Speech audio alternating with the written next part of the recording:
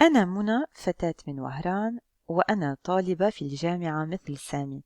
Je suis Mouna, une jeune fille d'Oran, et je suis étudiante à l'université comme Sami. Dans le mot Mouna, j'entends un A long à la fin, et pourtant je ne retrouve pas la alif sous cette forme-là. Je la retrouve sous la forme alif maqsoura.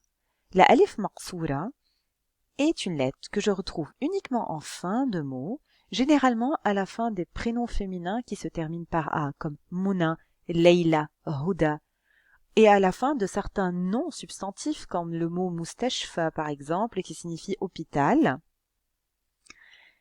Cette lettre-là prend cette forme lorsqu'elle est dans sa position autonome isolée, c'est-à-dire lorsqu'elle est précédée par une lettre orpheline, et elle prend cette forme-là lorsqu'elle est attachée à la lettre d'avant, comme dans le prénom Mouna. Il n'y a pas de règle, c'est votre pratique qui vous permettra de savoir quels mots finissent par alif maqsoura. Prenons maintenant les mots fatat, jamia et taliba, qui sont tous les trois des noms féminins. Ces trois mots finissent par une lettre qui est la marque du féminin en arabe, c'est la ta marbuta. La ta marbuta est la marque du féminin en arabe, elle s'écrit sous cette forme lorsqu'elle est dans sa position isolée, comme ici, et sous cette forme lorsqu'elle est attachée à la lettre qui la précède, comme ici. En général, je ne la prononce pas. C'est une lettre muette, comme dans le mot jamia. Ce que j'entends en réalité, c'est la voyelle qui la précède, et qui est toujours la fatha. Regardez, taliba.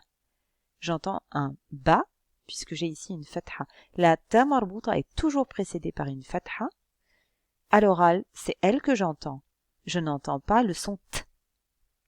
C'est donc une lettre muette que je peux comparer, si on veut, au e muet en français, qui est aussi la marque du féminin en français. Mais dans le mot fatat, je prononce la t.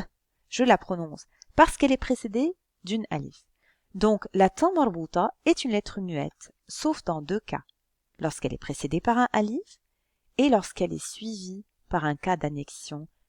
Pour ce deuxième cas, nous le verrons plus en détail dans le module suivant. Nous avons vu donc dans cette vidéo la alif maqsoura et la ta marbuta qui est la marque du féminin en arabe.